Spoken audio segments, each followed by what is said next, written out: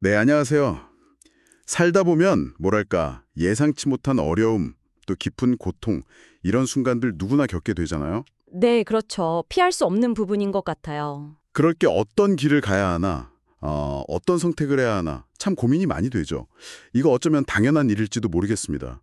오늘 저희가 바로 이 고통 속에서의 선택이라는 주제를 좀 깊이 파고 들어보려고 합니다. 네, 아주 중요한 주제죠. 특히 저희에게 보내주신 고통 중의 신앙적 선택이라는 그 발췌문을 가지고요. 신앙적인 관점에서 어떤 길들이 제시되는지 함께 살펴보려고 하는데요. 이 자료가 어려운 시기를 헤쳐나갈 어떤 실마리를 찾는 그런 여정으로 우리를 좀 안내해 줄 것 같습니다. 네, 흥미로운 관점들을 제공하는 자료입니다. 자료는 크게 네 가지 성경 본문을 중심으로 이야기를 풀어가더라고요. 열왕기하 13장, 그리고 디모데 후서 3장, 그리고 호세아 5-6장, 그리고 시편 119편의 마지막 부분이요. 네, 각각 다른 상황과 선택을 보여주는 본문들이죠. 저희 목표는요, 이 구절들을 그냥 해설하는 걸 넘어서 각 본문이 제시하는 그 선택이라는 것이 고통 속에서 어떻게 좀 의미를 주고 또 실질적인 도움이 될 수 있는지 혹은 또 성장의 발판이 될 수 있는지 그 통찰을 함께 발견하는 데 있습니다. 그렇죠. 단순히 아는 것을 넘어서 적용점을 찾아보는 거죠. 네, 혹시 지금 힘든 시간을 보내고 계신 청취자분이 계시다면 오늘 이야기가 새로운 관점을 얻는데 조금이나마, 정말 조금이나마 도움이 되기를 바랍니다. 그럼 첫 번째 선택지부터 한번 살펴볼까요? 열왕기하 13장입니다. 네, 열왕기하 13장. 이때가 북이스라엘의 요아스 왕 시절인데 당시 아람의 침략 때문에 나라 전체가 뭐랄까 엄청난 압제와 고통에 시달리고 있었다고 해요. 그야말로 절체절명의 위기 상황이었던 거죠. 맞습니다. 아주 힘든 시기였죠. 그런데 여기서 자료가 주목하는 좀 흥미로운 지점이 있어요. 어떤 점이죠? 이 요아스 왕이요. 사실 성경 기록상으로는 그렇게 썩 긍정적인 평가를 받는 인물은 아니거든요. 그랬나요? 네. 그럼에도 불구하고 이 극한의 고통 속에서 하나님께 도움을 구했다는 겁니다. 자료는 이걸 첫 번째 선택, 여호와께 간구함이라고 부릅니다. 열왕기하 13장 4절에 보면 여호와 하하스가 여호와께 간구하매 여호와께서 들으셨으니 이는 그들이 학대받음을 보셨음이라 이렇게 딱 기록되어 있거든요. 그러니까 이전에 뭘 어떻게 살았든 그 자격 같은 거랑은 상관없이 그 절박한 상황에서 도움을 요청하는 그 행위 자체, 그게 중요했다는 거군요. 자료는 이 부분을 어떻게 해석하고 있나요? 바로 그 점입니다. 네, 자료는 요아스의 간구가 그의 절박함에서 나온 정말 진실한 외침이었기 때문에 하나님께서 그의 과거와 상관없이 연민으로 응답하셨다 이렇게 해석해요. 와, 여기서 우리가 얻을 수 있는 통찰은 이런 거죠. 고통의 무게에 정말 짓눌릴 때 내 부족함이나 과거 실수에만 얽매이기보다는 그냥 솔직하게 도움을 구하는 것. 그 간구라는 선택 자체가 굉장히 의미 있는 행동이고 또 때로는 예상치 못한 자비나 도움의 문을 열 수도 있다. 이런 가능성을 제시하는 겁니다. 자신의 어떤 처지나 자격을 먼저 따지기 전에 그저 도움을 구하는 행동 그 자체에 힘이 있다는 해석이 참 인상적이네요. 네, 그렇죠. 청취자분께서도 혹시 감당하기 어려운 상황에 계시다면 이게 뭐 외부의 지원 요청이든 아니면 내면의 어떤 간절한 기도를 통해서든 도움을 요청하는 걸 주저하지 않는 것, 이것도 하나의 중요한 선택지가 될 수 있다. 이런 의미로 받아들일 수 있겠습니다. 그렇습니다. 도움을 구하는 게 결코 나약함의 표현이 아니라 오히려 현실을 직시하고 해결을 향해 나아가는 아주 적극적인 선택일 수 있다. 이런 관점을 주는 거죠. 자, 이렇게 외부로 도움을 구하는 선택을 살펴봤는데요. 두 번째 자료인 디모데 후서 3장은 우리의 시선을 조금 더 안쪽으로, 내면으로 향하게 하는 것 같습니다. 네, 내면의 선택이죠. 이게 사도 바울이 그의 영적인 아들 디모데에게 보내는 편지의 일부인데 시대가 점점 악해져서 사람들이 자기를 사랑하고 돈을 사랑하고 그러면서 경건하게 살고자 하는 사람들은 박해를 받을 것이다. 이렇게 좀 예견하는 내용이 담겨 있어요. 네, 시대의 어려움을 경고하는 부분이죠. 여기서 자료가 제시하는 두 번째 선택은 바로 경건의 삶을 추구하는 겁니다. 디모데후서 3장 12절에 무릇 그리스도 예수 안에서 경건하게 살고자 하는 자는 박해를 받으리라는 이 구절처럼요. 어려움이 예상되는데도 불구하고 흔들리지 말고 자신의 신념을 지키면서 살아가라. 이런 권면이죠. 근데 여기서 말하는 경건이라는 게 정확히 어떤 의미일까요? 그거 좋은 질문입니다. 자료는 이 경건이 단순히 뭐 종교적인 의례나 어떤 겉모습 이런 걸 의미하는 게 아니라고 강조를 해요. 아, 그런 게 아니군요. 예. 오히려 내면 깊은 곳에서 하나님을 경외하고 그 가르침에 따라서 살아가려는 어떤 진실한 태도, 그러니까 자신의 핵심 가치와 신념을 지키려는 의지를 뜻한다고 설명합니다. 세상의 유혹이나 외부적인 압박, 심지어 고통 속에서도 자기 원칙을 타협하지 않고 지켜나가는 그런 삶의 자세를 말하는 거죠. 그렇군요. 와, 그러니까 외부 상황이 어려울수록 오히려 그 내면의 중심을 딱 잡고 자신의 가치를 지키는 선택이 중요해진다. 뭐 이런 의미로 들리네요. 네, 맞습니다. 확해를 받을 거라는 경고에도 불구하고 경건한 삶을 선택하라고 하는 건 그 선택 자체에 어떤 힘이 있다는 뜻일까요? 네, 자료는 바로 그 점을 지적하고 있습니다. 이 경건의 삶이라는 선택이 어떻게 보면 역설적으로요, 외부의 혼란 속에서 오히려 내적인 안정감과 평안, 그리고 흔들리지 않는 지혜와 믿음의 기초를 제공한다고 해석을 해요. 아, 역설적으로요? 네. 세상의 기준이나 가치가 아니라 자신이 붙들고 있는 더 높은 가치 기준에 따라 살아갈 때 고통 속에서도 의미를 찾고 버틸 힘을 얻게 된다는 거죠. 외부의 압력에 그냥 굴복하는 대신에 내적인 기준을 지키는 것이 오히려 안정감을 준다. 아, 이거 참 흥미로운 관점인데요. 그렇죠. 청취자분께서도 힘든 시기를 겪으실 때 내가 진짜로 중요하게 생각하는 가치나 신념이 뭘까? 이걸 한번 돌아보고 그것을 의식적으로 지켜나가려는 노력, 이게 내면의 평화와 또 회복력을 기르는데 중요한 선택이 될 수 있겠다. 뭐 이런 점을 좀 상획해 볼 수 있겠습니다. 네, 맞습니다. 환경에 막 휘둘리지 않고 자신의 중심을 지키는 것, 그것이 고통 속에서도 우리를 이렇게 딱 지탱해 줄 수 있는 힘이 될 수 있다는 메시지입니다. 자, 그럼 다음으로 넘어가 볼까요? 세 번째 본문은 호세아 5장에서 6장입니다. 네, 호세아. 여기서는 이스라엘 백성들이 자신들의 죄 때문에 하나님의 징계를 받아서 고통을 겪는 상황이 묘사되더라고요. 네, 안타까운 상황이죠. 근데 동시에 하나님은 그들이 깨닫고 돌아오기를 기다리고 계신다. 뭐 이런 희망적인 메시지도 담고 있고요. 맞아요. 회복의 가능성을 열어두시는 거죠. 이 본문에서 자료가 강조하는 선택은 여호와께로 돌아감입니다. 호세아 6장 1절에 나오는 그 유명한 구절 있잖아요. 오라 우리가 여호와께로 돌아가자. 여호와께서 우리를 찢으셨으나 도로 낫게 하실 것이요. 우리를 치셨으나 싸매어 주실 것임이라. 네, 아주 유명한 구절이죠. 이 돌아감이라는 선택은 구체적으로 뭘 의미하는 걸까요?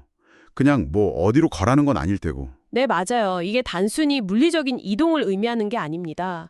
자료에 따르면요, 이건 자신의 잘못이나 문제를 인정하고, 즉 회개하고, 그로 인해서 멀어졌거나 깨어진 관계, 특히 여기서 중요한 건 하나님과의 관계인데요. 이 관계를 회복하려는 어떤 의지적인 행동과 태도의 전환을 의미합니다. 아, 그러니까 고통의 원인이 때로는 외부적인 요인이 아니라 우리 내부의 문제나 잘못된 관계 설정에서 비롯될 수 있다. 이걸 시사하는 거죠. 아, 그렇군요.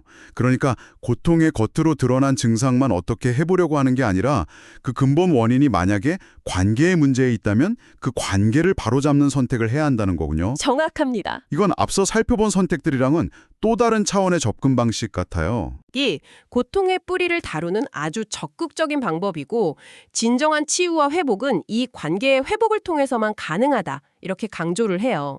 이 관점을 청취자분의 삶에 한번 적용해 본다면 만약 내가 지금 겪고 있는 어려움이 이게 뭐 영적인 맥락이든 아니면 그냥 일반적인 인간관계의 맥락이든 어떤 관계의 단절이나 좀 뒤틀림과 관련이 있다.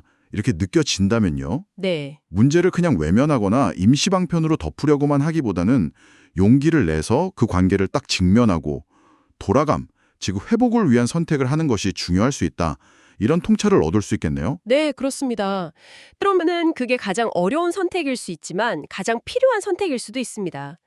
관계의 회복을 선택하는 것은 고통의 근본적인 해결을 향한 정말 중요한 발걸음이 될 수 있다. 이게 이 자료의 핵심 주장 중 하나입니다. 자, 이제 마지막 네 번째 선택지를 살펴볼 차례입니다. 시편 119편, 그중에서도 마지막 부분인 145절부터 176절인데요. 와, 시편 119편은 성경 전체에서도 가장 긴 장으로 유명하잖아요. 네, 정말 길죠. 말씀에 대한 사랑이 가득 담긴 시편입니다.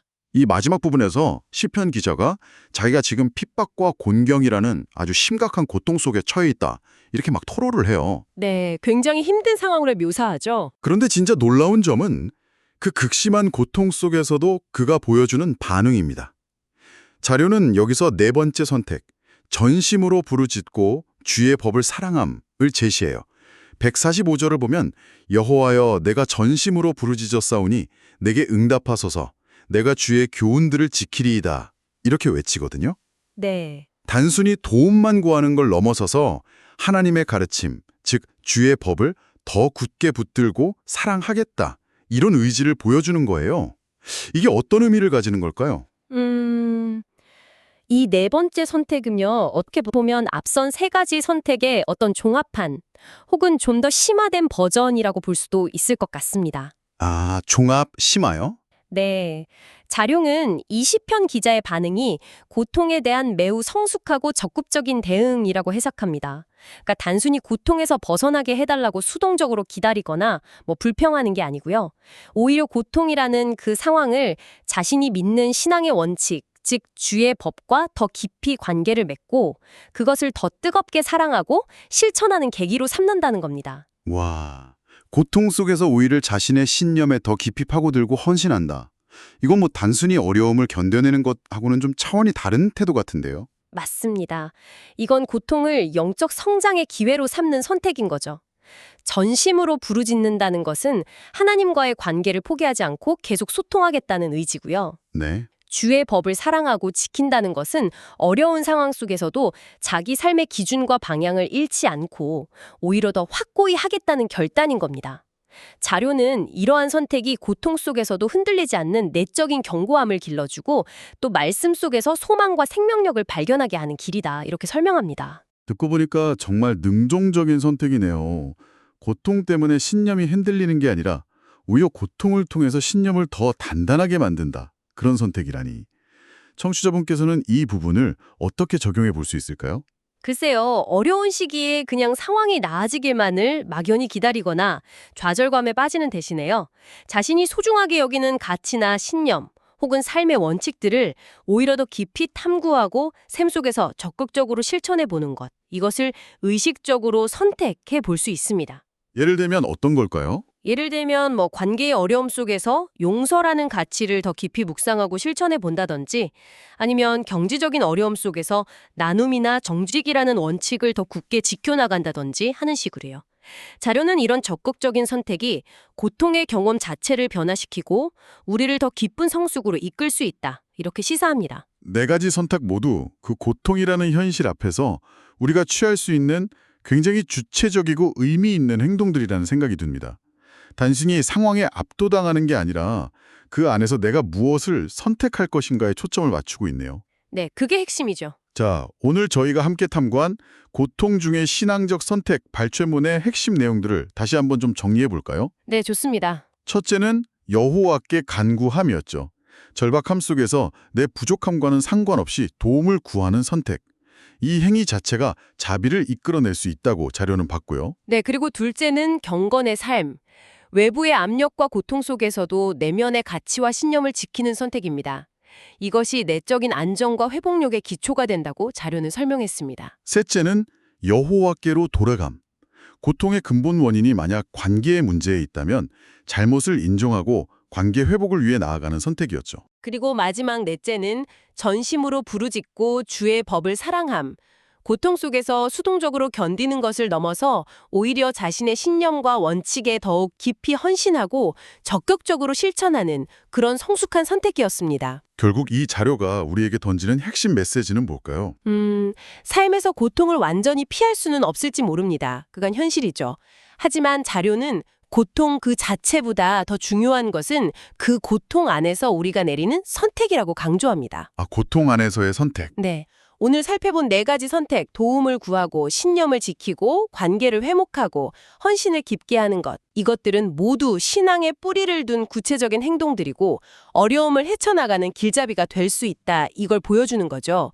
그리고 이러한 일식적인 선택들을 통해서 우리는 하나님의 자비, 또 내면의 평안, 관계의 회복, 그리고 영적인 성장을 경험할 잠재력을 갖게 된다는 것, 이게 자료의 결론입니다. 네. 즉, 고통에 대한 우리의 그냥 자동적인 반응이 아니라 우리의 의식적인 선택적 대응이 고통의 경험을 변화시키는 열쇠가 될 수 있다라는 아주 강력한 메시지를 전달하고 있습니다. 네. 고통 속에서의 그 선택에 초점을 맞춘다는 점이 참 깊은 울림을 주네요. 오늘 저희가 함께 나눈 이야기가 청취자분께서 혹시 삶의 어려움을 마주하고 계실 때 잠시 멈춰서 자신의 선택을 한번 돌아보는 그런 계기가 되었으면 좋겠습니다. 네, 저도 그러길 바랍니다. 마지막으로요, 오늘 다룬 내용을 바탕으로 청취자분께 스스로에게 한번 던져볼 만한 질문 하나를 남기면서 마무리할까 합니다. 네, 오늘 자료는 고통 중에 신을 향한 구체적인 행동이나 선택을 강조했습니다. 청취자분의 개인적인 신념 체계와는 별개로 한번 생각해 보시죠. 어려운 상황에 딱 부딪혔을 때 그저 본능적으로 반응하는 대신에 의식적으로 나의 대응 방식을 선택한다는 것은 과연 어떤 의미일까요? 이처럼 의도적인 행동이나 태도를 취하는 것이 당신이 지금 겪고 있을지도 모를 그 고난의 경험 자체를 어떻게 바꿀 수 있을지 잠시 시간을 내어 깊이 생각해 보시면 어떨까 싶습니다.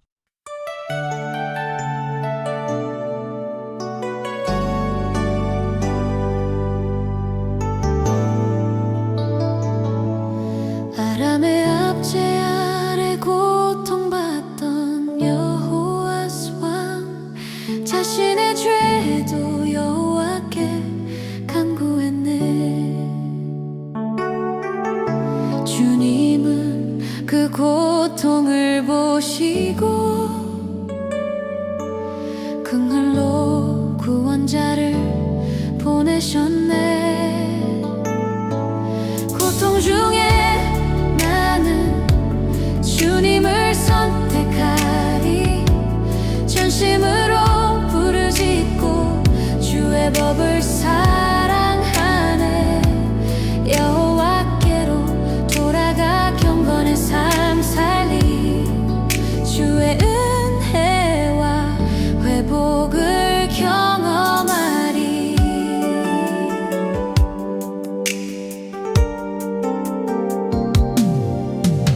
마지막 때 악한 특성들이 가득할지라도 바울은 디모데에게 권면했네.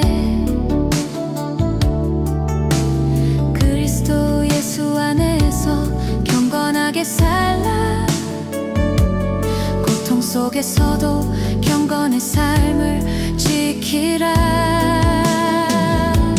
고통 중에 나는 주님을 선택하리. 전심으로 부르짖고 주의 법을 사랑하네. 여호와께로 돌아가 경건의 삶 살리. 주의 은혜와 회복을 경험하리. 우리를 찢으셨으나 토론하게 하시고 우리를 치셨으나 싸매어 주시네. 고통 중에 여호와께로 돌아가자. 그분의 용서와 회복이 우리를 기다리네. 고통 중에 나는 주님을 선택하리. 전심으로 부르짖고 주의 법을 사랑하네. 여호와께로 돌아가 경건의 삶 살리. 주의 은혜와 회복을 경험하리. 환난과 공경 속에서도 변치 않는 말씀.